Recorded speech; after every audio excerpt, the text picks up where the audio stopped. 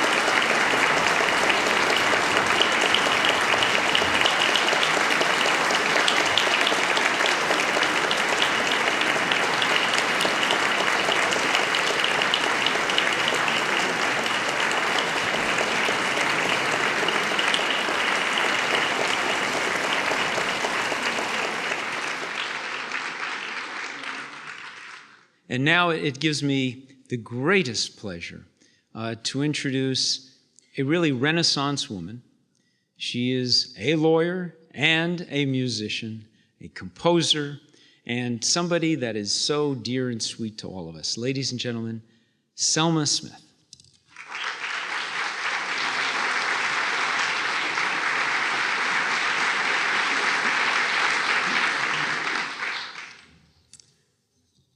I don't have to tell you what a pleasure this is for me. I am so delighted and happy to see all of you and to be surrounded by my friends. And I want to say that I take nothing for granted. I want to express my profound gratitude for the gift of years. The privilege of time, so that I could be here and so that I could have done with pleasure the many things that I have found rewarding. And one of those, of course, is my dear friends. And I want to say it is doubly grateful a situation when friends are also in positions that you take pride and honor in presenting to you. May I have that pleasure and honor first with our Chief Justice of California, Tani Cantil-Sakauye. And if you would be for all of us the pleasure, come forward, come to the mic, and please give us the first send-off greeting for this occasion.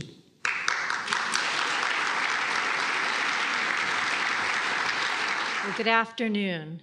Dear Selma, what a tremendous pleasure it is to be here in this auditorium to listen to your music.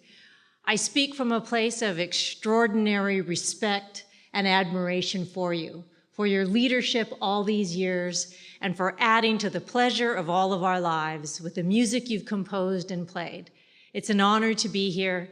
Thank you for letting me say these few words. Happy birthday, our dear Selma.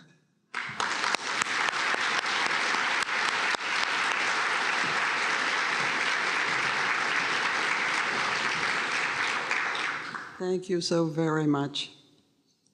And following in that same vein, may I present with great honor and pleasure, Catherine Mickel-Werdigar and her husband, Dr. David Werdigar. And Catherine, would you be good enough to come forward and say a few words?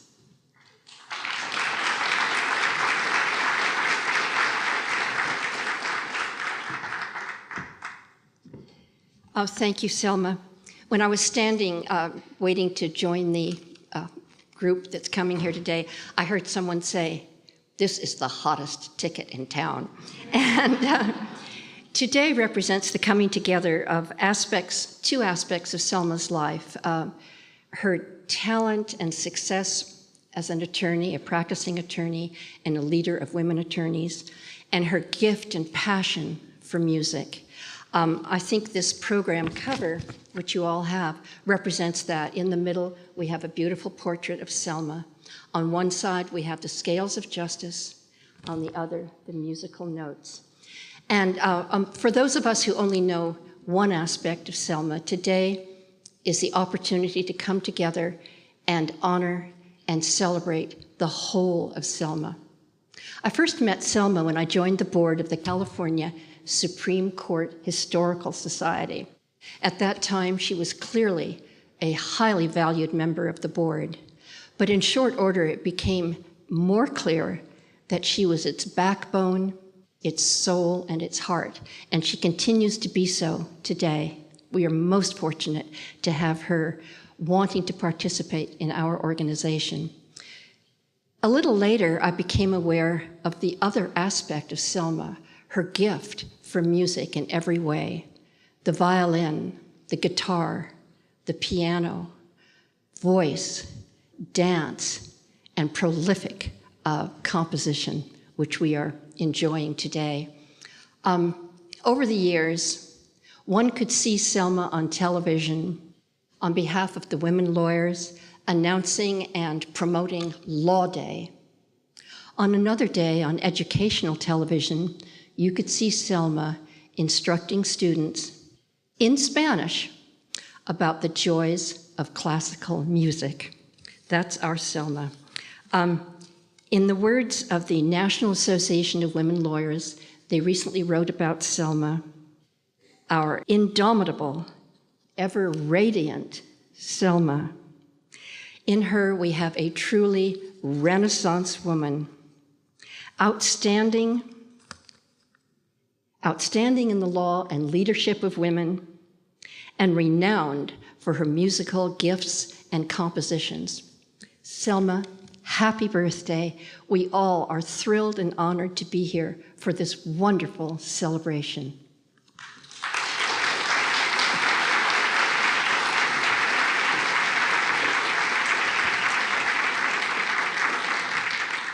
Thank you so much, Catherine. And now I have the pleasure and the honor of presenting Ronald George, former Chief Justice of California, and his wife, Barbara. Would you please?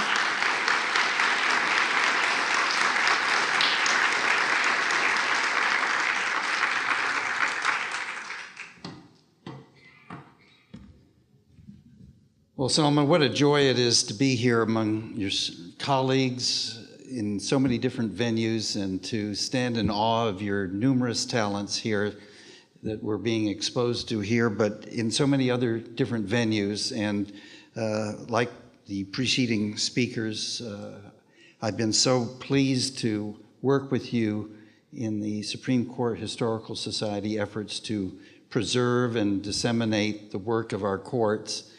And you are truly a force of nature. You have brought that organization to the fore with the incredible publications that you have worked on, and you're a person not only of vision, but of detail. And I appreciate your making sure that everything that the Society put out was A+ in terms of its workmanlike qualities. But I think the best illustration I can give you of Selma's being a force of nature was on the occasion when Selma had the inspiration of getting together the sitting justices of the California Supreme Court, the 7 of us, after a session of oral argument, and at the same time organized a presentation of the oral histories that the Society had commissioned of 4 preceding justices. So we actually had 11 justices of the California Supreme Court past and present there. And I was presiding over the program, and my predecessor, Chief Justice Lucas, had started his remarks, and Selma came rushing up to me right away, whispered something into my ear, and that was my command performance to go up to interrupt Chief Justice Lucas. And I said, you know, there's only one person on the face of the globe who could interrupt 2 Chief Justices simultaneously, bring the proceedings to a halt. And the reason that she wanted to do that was she had this sense of history. Are you ever going to have 11 justices together? So she immediately got a photographer out. We stopped the proceedings because she thought some of us may leave and not stay to the end. And it was a command performance, like so much of what Selma indicates should be done, and always with great heart and wisdom behind it. So I wish you all the very, very best, and I'm just thrilled to be here and to join in this wonderful celebration. We look forward, hopefully, to another one in 5 years, maybe in the same venue here. So keep it up. You're indomitable. Thank you so much, Selma.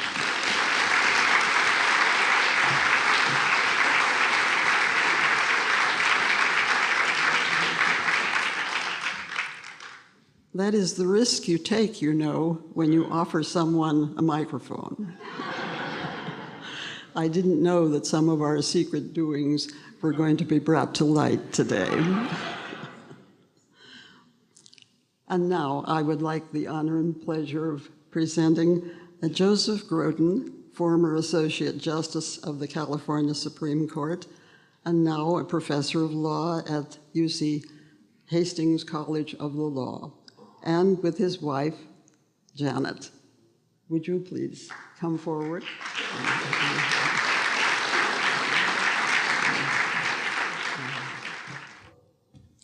Selma, you are beyond words. You leave us breathless. Someone said that we can't know where we are unless we know where we've been. And you are one of our leaders in showing us where we've been with the California Supreme Court and California legal history, among your other enormous accomplishments. It's a great pleasure to be here and to wish you a very happy birthday.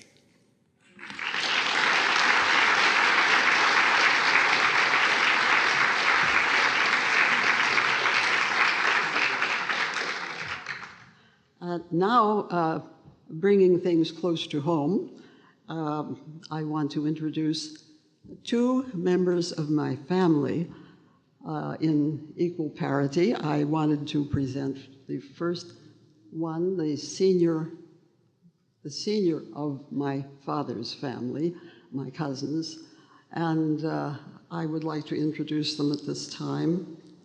They will not be coming forward, however.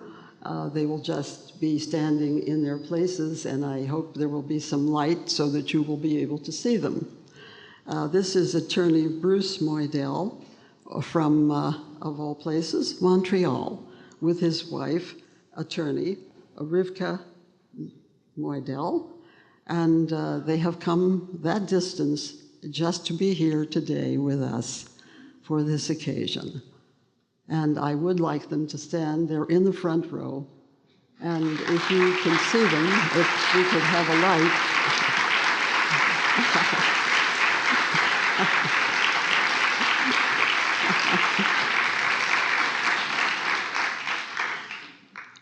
And the senior member from my mother's family, Owen Simon, who is a retired vice president of Westinghouse Broadcasting, also known later as Group W. Can you stand, Owen? Thank you.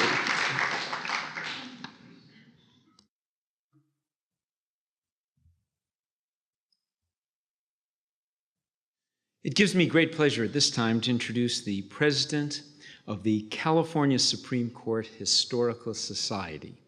And rumor has it that he has a very significant announcement to make. Ladies and gentlemen, please give a warm welcome to Attorney Dan Grunfeld.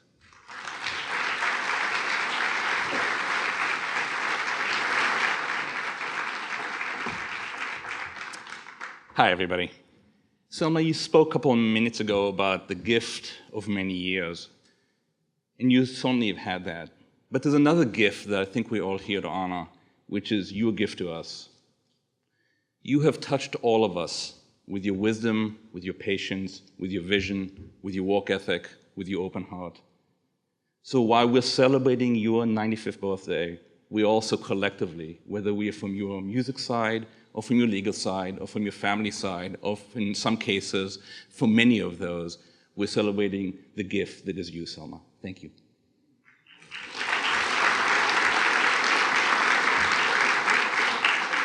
So in addition to the music that we're celebrating today and Selma's love of music, there's another great love and passion in Selma's life for many, many years. As you have heard, it is the California Supreme Court Historical Society.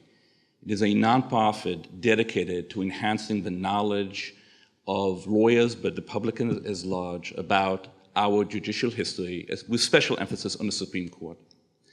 It is hard to emphasize how important Selma has been to this organization. She is the foundation upon which this organization has been built and run for decades. She is, as the chief has indicated, its soul and its heart. She is as active and as passionate and as detail-oriented and as concerned and as engaged as she has ever been in the many, many years that I have been on the board. Many years ago, Selma, as she is apt to do, had a brilliant idea. It is a competition. It is a competition for some of the young and best law students to come forward with their best writing about an issue in California's historical past. And as you would imagine, it was Selma who not only came up with the idea, but administers and puts forth, and every year there's a competition, there's an award winner who's publicized and published in our journal, and then gets to meet with the chief and the other members of the California Supreme Court who are members of the society. The announcement that I have is that last week the executive committee of the society decided that henceforward this competition will be named in Selma's honor.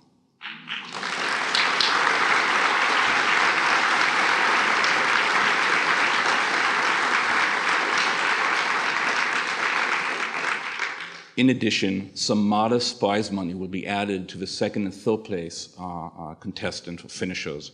So even more minds will engage and act and follow through on the passion for studying, educating all of us on the history of our courts and judicial system.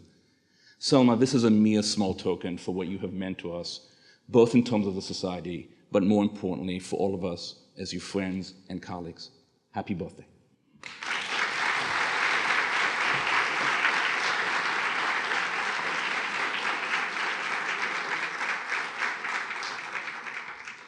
Dan, thank you very much on behalf of Selma, and this will give us an opportunity to introduce the other members of the Historical Society who are here today.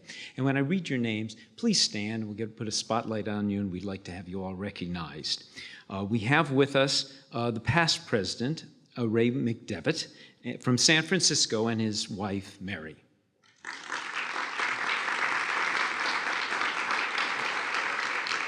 We have Vice President John Karagosian and his wife, attorney Janie Schulman, in the back. We have Treasurer George Abel and his wife, Katie.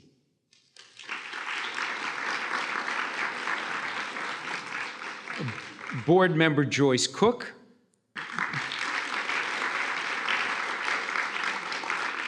Board Member Ellis Horowitz and his wife, Angela.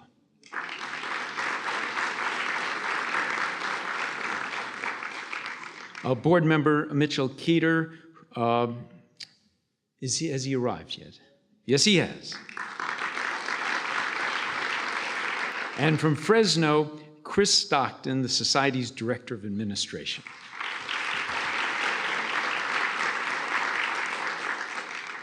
It's a real pleasure for me now to introduce another attorney and musician. And in this particular case, I'd say she hit the grand slam. She is a graduate of Juilliard. She is also a graduate of the law school at Yale. So it gives me great pleasure to introduce the pianist, Helen B. Kim. Okay.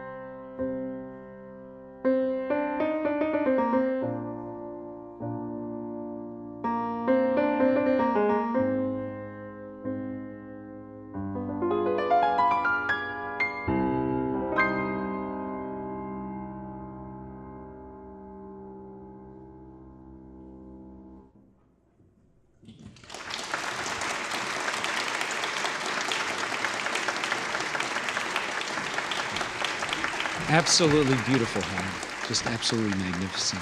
And to those who think of lawyers and think of judges and justices, we can make harmony.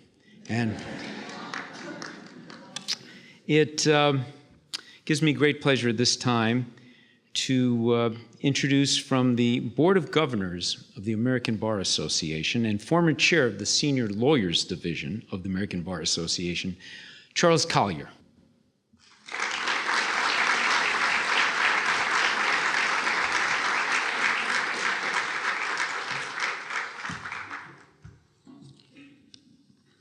Good afternoon. It was my pleasure to meet Selma about 15 years ago in the Senior Lawyers Division of the ABA. She was then the chair of the editorial board for our senior magazine called Experience, and she certainly brought a lot of experience in that magazine. Since then, we've remained good friends. I see her frequently. She's currently an honorary council member for the senior lawyers, and she attends the meetings, and she goes on various trips that we have and special occasions. Last year, we had a spring council meeting in Springfield, Illinois, and we had a visit during the course of the afternoon to the old State House there, where Lincoln gave his House Divided speech. And if you've ever been in that building, it's an old building. The stairs are very steep, very high, and it's a long way up to the second floor. I saw someone at the bottom, do you want to take the elevator? No, I'm going to walk. So she walks up, she walks down. And other places I've been with her, she always stands, she doesn't want to sit down, she walks. She's been standing here, I noticed. So anyway, on behalf of the ABA, we're certainly delighted to participate in this. She told me she first joined the ABA in 1946, which isn't quite 70 years, but she's getting pretty close to 70 years she's been part of that organization. In recent years, she's certainly remained very active in the senior lawyers section, and we always look forward to having her participate, in which she does. On behalf of the ABA and the Board of Governors, of which I'm currently a member, we are delighted to be here. We certainly are delighted with all you've contributed to the national bar associations of various kinds, ABA among them. The ABA now has close to 400,000 members, so it's a very large national organization. And Selma has always been one of the very leaders of many of our activities. So we're delighted to be here to participate and to wish you the various best on this occasion. Among my other assignments, and very pleasant ones, are to introduce several people in the audience. And with the spotlight, I cannot see anybody, but first, Bernice Donald down here. She's a judge of the Sixth Circuit Court of Appeal in Memphis.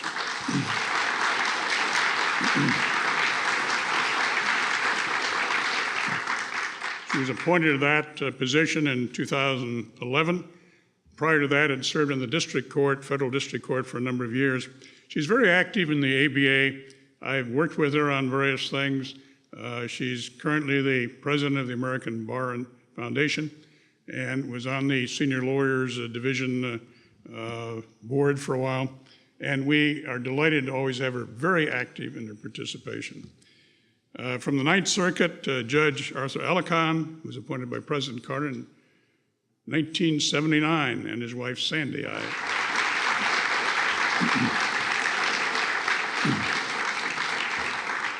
And from the Ninth Circuit in Pasadena, Judge Dorothy Nelson, appointed by President Carter in 1979. In 1969, she was at the University of Southern California and was the first woman dean of the law school, as you are well aware.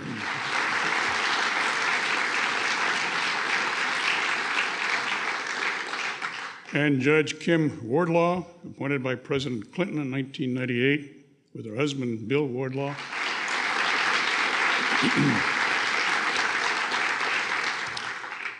And before I make the next introduction, I'd just like to say, Selma, it's always a pleasure seeing you, doing things with you, and spending time with you.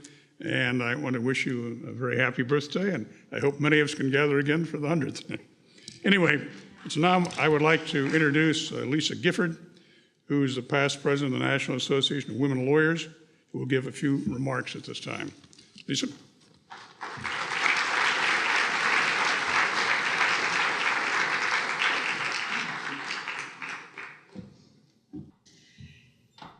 Thank you and good afternoon. Happy birthday, Selma. It's such a treat to be here this afternoon to hear your beautiful music. You don't know this about me, but I'm a fellow classical music lover. I played the bassoon growing up in school. Unfortunately for me, my enthusiasm for the music, unlike you, was not matched by my talent. The instrument was chosen for me because I was the only one tall enough in grade school to be able to hold it upright, and I'm afraid I didn't distinguish myself any farther than being able to hold it upright. So I really like to thank you for inviting me to hear your lovely music. It was as moving and as inspirational as you are, and you have been to me for many years. I am joined here today by two of my colleagues, two of my Knoll sisters, as we call ourselves. First, I'd like to recognize Ellen Pansky, who I saw at the back of the room. She is also a former past president of Knoll. Ellen, if you can stand and be recognized.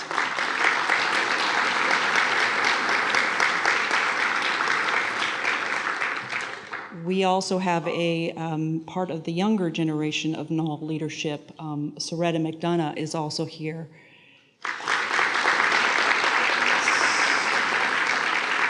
Soretta currently sits on the Knoll board as assistant secretary. Selma became a member of Knoll when she first became a lawyer, and she has served in a wide variety of positions over the years. You have heard about her work as a historian. In 1999, she wrote the centennial history of the National Association of Women Lawyers, a history, of course, that she helped to make. Also in that year, we were honored to present to Selma the Knoll Lifetime Achievement Award for her service. But of course, Selma did not stop giving to Knoll in 1999 upon receiving that award. She kept giving. In 2005, we created a law student writing competition on the subject of women in law to contribute to scholarship on the subject of how women have advanced the profession. And we have named that writing competition after Selma in her honor.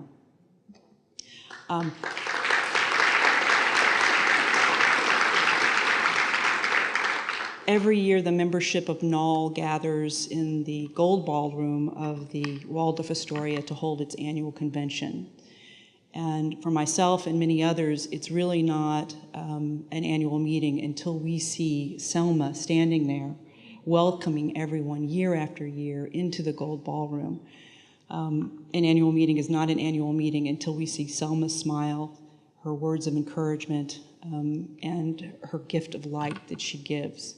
As was mentioned before, we pay tribute to Selma on the occasion of her 95th birthday, and we called her Radiant. That was a well-chosen word.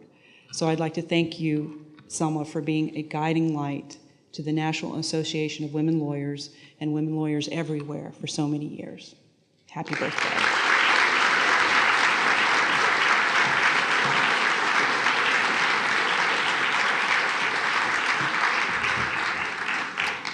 I'd like to recognize a few more guests in the audience this afternoon. Presiding Justice Arthur Gilbert and his wife Barbara.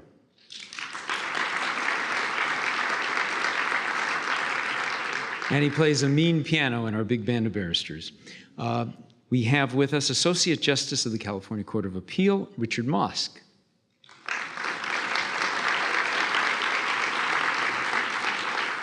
And once again, let's give a warm welcome to Helen Kim, who will return to the piano.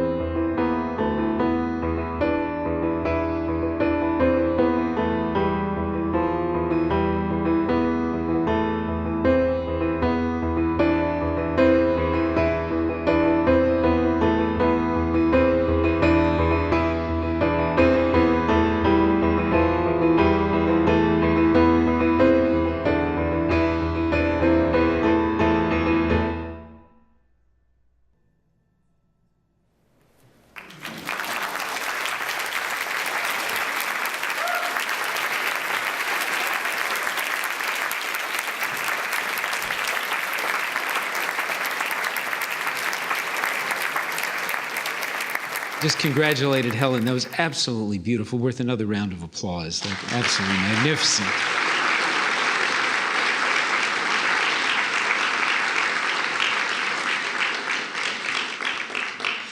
We've all heard the expression that law is a jealous mistress for the time that it takes for all us attorneys practicing.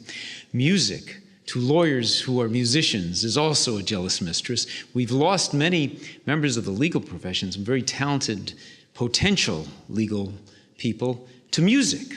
A little brief history, I'll just name one. There was an attorney who worked in Russia many years ago, who worked in the Department of Justice, and his career was law all the way until he decided he was going to turn to music. His name was Tchaikovsky.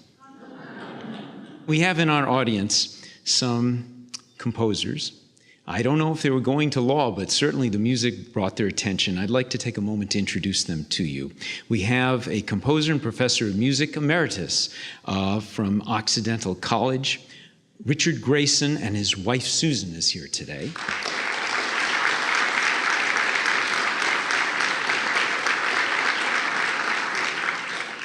We also have composer and professor of music emeritus at California State University at Northridge. That's Aurelio de la Vega.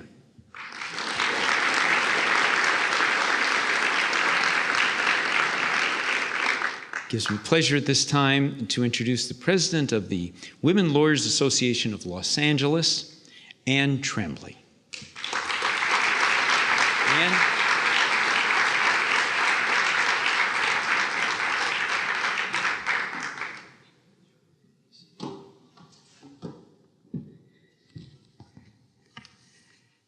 Good afternoon. I'm so honored to be here with you today. Selma, happy birthday. To celebrate Selma's amazing life, her talents and achievements, both legal and musical. So again, happy birthday, Selma. On behalf of the Women Lawyers Association of Los Angeles, I'd like to recognize several of our past presidents who are here. So if you will please stand as I call your names. In order of seniority, they are first, of course, our honoree, Selma Moidel Smith.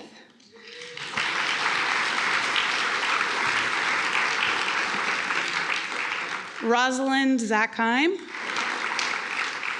The Honorable Judge Margaret Henry from the Los Angeles Superior Court, who's joined by her husband, Conway Collis. The Honorable Marjorie Steinberg, also a judge of the Superior Court.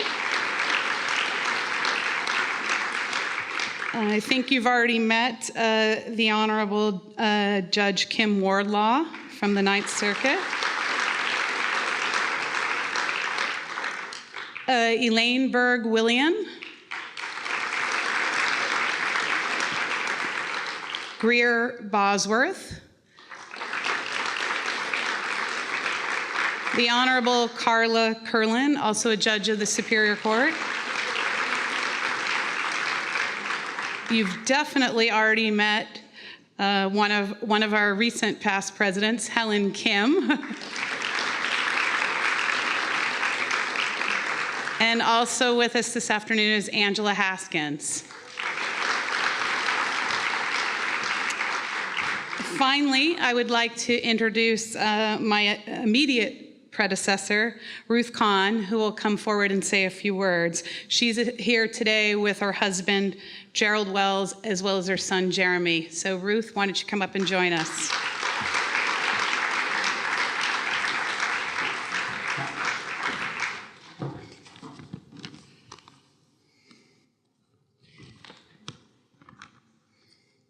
Thank you, Anne. First, I need to recognize a few other members of the Women Lawyers Association who are with us today. First, the Honorable Holly Fuji.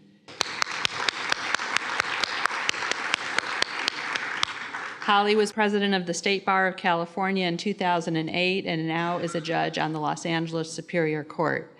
Second, I want to recognize and acknowledge Patricia Phillips.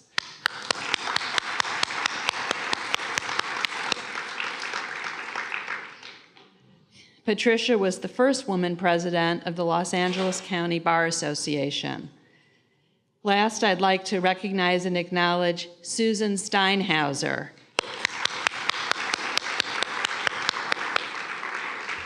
Susan is currently the president of the Board of Trustees of the Los Angeles County Law Library and is vice chair of the California Arts Council. Now let me share just a few facts with you about Selma Moidel Smith that we haven't heard already today. First, Selma was admitted to the California bar at the age of 23 on January 5th, 1943. And she joined the Women Lawyers Association that same day. Not wanting to waste any time, Selma became president of the Women Lawyers in 1947 and was reelected to serve again in 1948.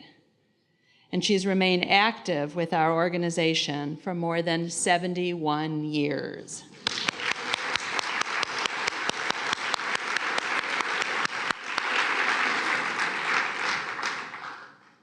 In 1998, Selma was appointed our first and only honorary life member. I have been privileged to know Selma for many years in connection with my activities with the Women Lawyers Association, and I'm absolutely thrilled to be here today. Selma is such an inspiration to all of us. She is so incredibly accomplished, yet she is humble, thoughtful, and appreciative. Selma perfected the art of multitasking long before anyone had heard that word. And she continues to excel at everything she does. Take this party, for example. Some might compare Selma to the Energizer Bunny. I think she goes way beyond that. This event is a wonderful way to commemorate the lifelong accomplishments of a lovely lady. Selma, thank you so much for including me in your 95th birthday celebration. You are a role model. You are a remarkable woman. Happy birthday.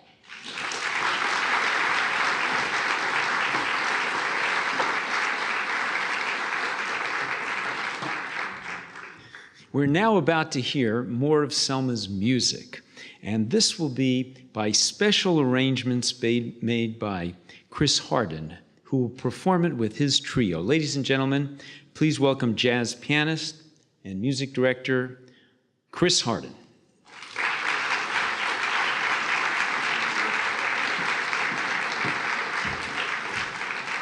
Good afternoon, Selma. Happy birthday. Yom Holedet Sameach. While my guys are getting set up, let me give you just a little bit of backstory of how I came to be here. Selma came to me a couple months ago asking if I would participate in this concert. And I took a look at her music and saw that it was more classical in nature. And although I'm a classical trained pianist, that's not where I live. I live more in the jazz and rock world, and I have issues playing with what's on the page. So I said, "Are you sure you want this?" And she said, "Yes, I do." So fast forward now, a couple of days ago, a handful of emails and phone calls and meetings. She came to the rehearsal that the three of us had at my studio Thursday morning. And I took her pieces and kind of crunched them together to make 1, 2, and 3 pieces out of them. We played the first piece, and at the end of it, I looked over and I said, "So? Is this what you want?" And it was kind of quiet in the room for a minute. And Mark, her son, said something that was really delicious. And I'm going to paraphrase because I can't remember exactly what you said, Mark.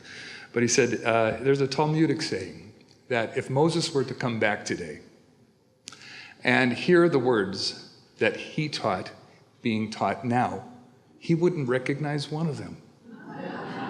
But he would be thrilled and honored that his words are still being taught. So ladies and gentlemen, Selma, please forgive me for what I'm about to do to your music.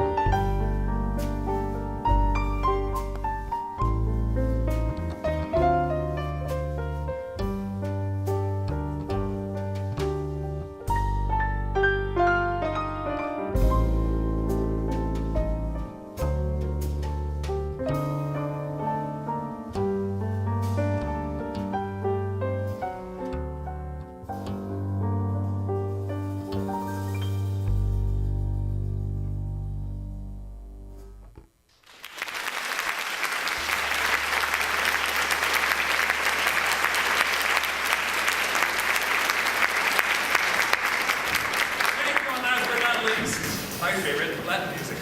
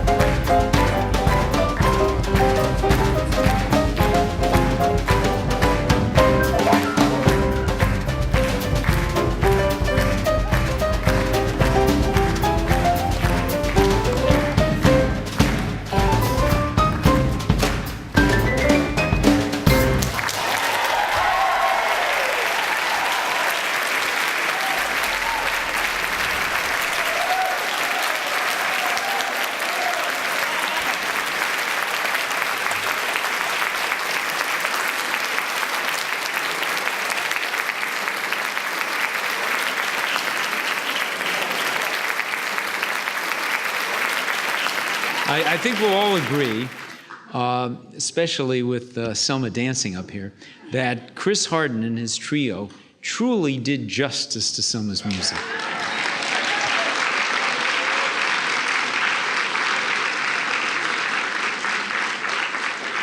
Thank you, Chris. It gives me great pleasure at this time to introduce a world-renowned pianist. He is a Steinway artist. He's originally from Argentina. It gives me pleasure, and I'm very proud to introduce Eduardo Delgado.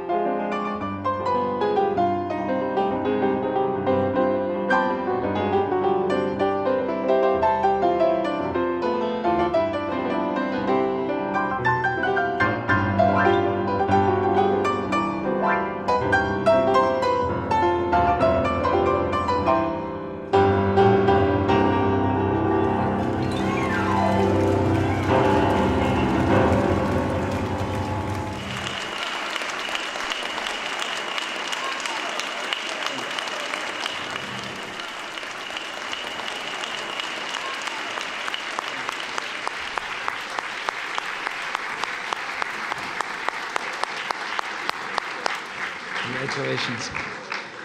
Maestro Delgado, thank you for an exquisite performance this afternoon.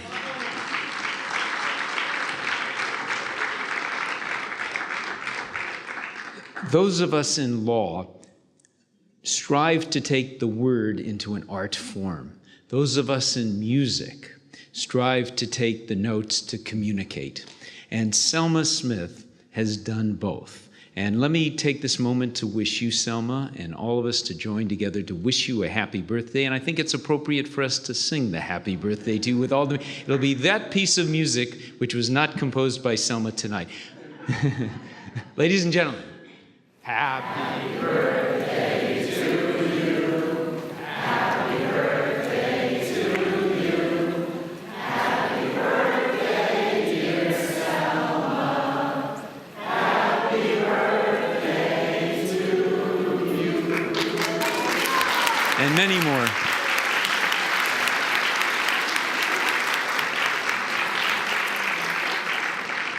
Selma most graciously invites all of us to, it says reception, but it's a sit-down dinner. So the celebration continues. Please join us out the hallway for the dinners.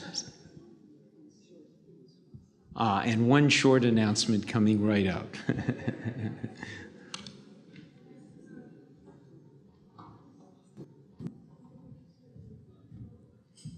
I want to make one last thank you. And it is to my co-worker and to my host for this occasion. My host, my son, Mark Smith.